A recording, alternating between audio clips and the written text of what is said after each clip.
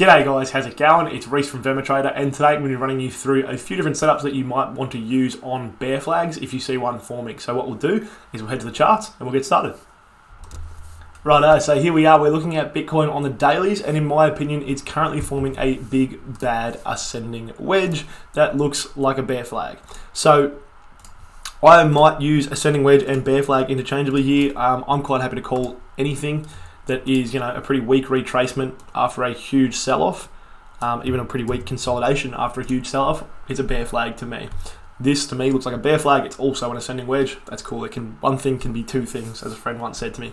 So that's how I'm seeing it at the moment. Now what I'm going to do is I'm going to replace this top line with a trigger so we can trade directly off that. I'm not going to do the same on the bottom, and I'll explain why when I get to that.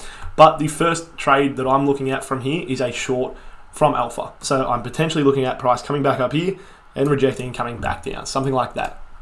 How I would set that up is I would go for a short. I want a bounce. I'm not going to set any conditions on this because in my opinion this is kind of the best possible opportunity trade in terms of you're selling high, right? Price is coming back up, you're selling, and then it's coming back down. So I'm not too worried about looking for confirmation. I'm quite happy to just short directly from alpha.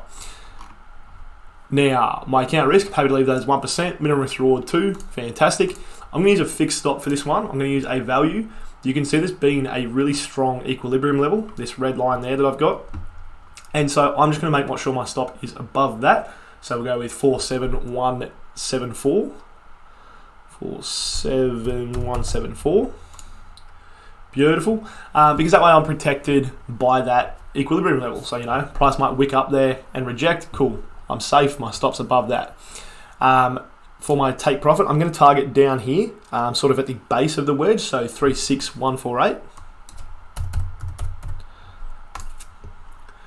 And so currently it's looking at about a 4-to-1. As time goes on, that will get better because alpha's getting higher, it's getting closer to my stop, so my risk reward is going to increase.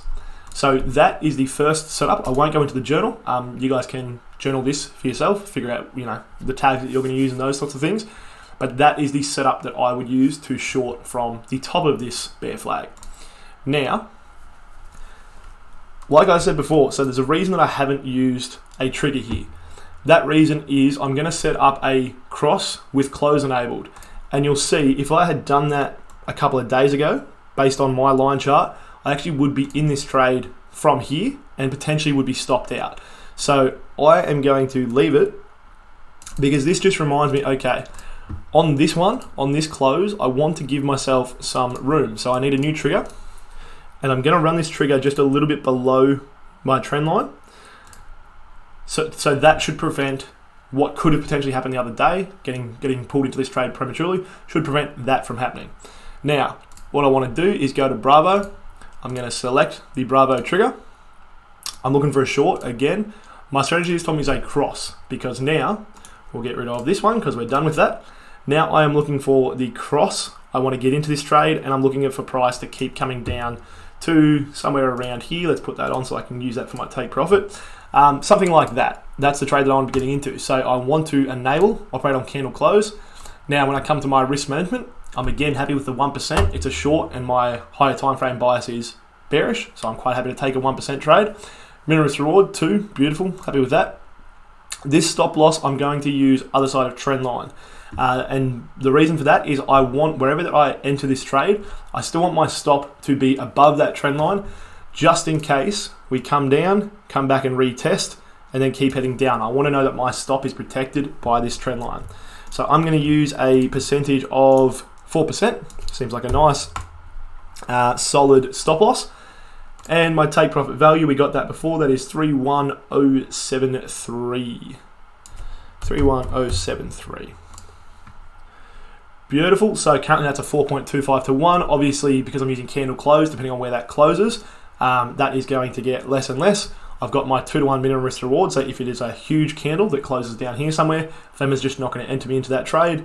But currently looking at about a 4-to-1. Quite happy with that. So that is my setup for the breakdown of this wedge. And the very last setup that I'm going to run you guys through is the essentially trading within the wedge. So what we're looking for here is a bounce off Bravo, heading back up to alpha. Now, this is counter trend, so I'm going to do a few things differently with this one. So my trigger is again Bravo. My direction is now long, and my strategy is a bounce because I'm looking for the bounce from Bravo.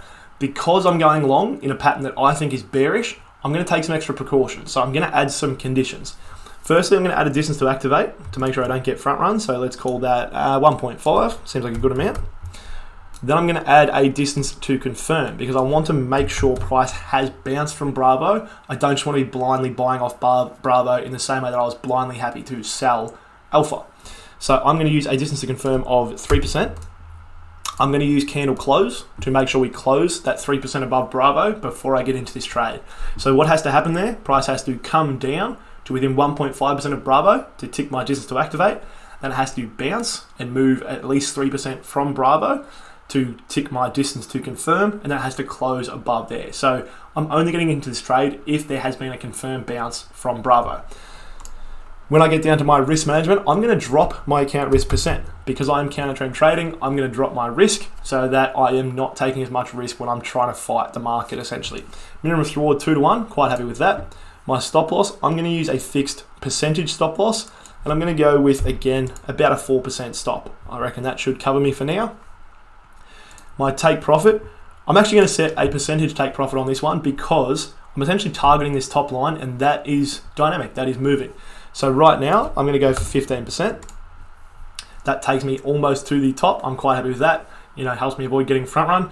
Now, the good thing about this is if this trade doesn't enter until, say the 9th of May, that 15% stop will be too big. It'll be bigger than the wedge, but I've got time to come back in and I can drag my stop loss down, in VEMA's monitoring screen. So I can quite easily change, not my stop loss, my take profit. I can quite easily change where I'm taking profit to fit that wedge once I'm in the trade. So 15%, quite happy with that for now.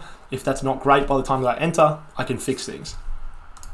And there you have it. So those are the 3 setups that I would be looking at trading with a bear flag. Hopefully you guys got something out of this video. Hopefully it helps you guys. And don't take these as gospel, right? There are other ways that you can trade a bear flag. You might want to trade the break out and up of that. You might want to add conditions on your alpha. Take these, use them as not inspiration, but just use them to get ideas of a few different ways that you can trade these patterns, and then figure out what works for you and how you want to trade them. That's it from me. Have a great day and happy trading.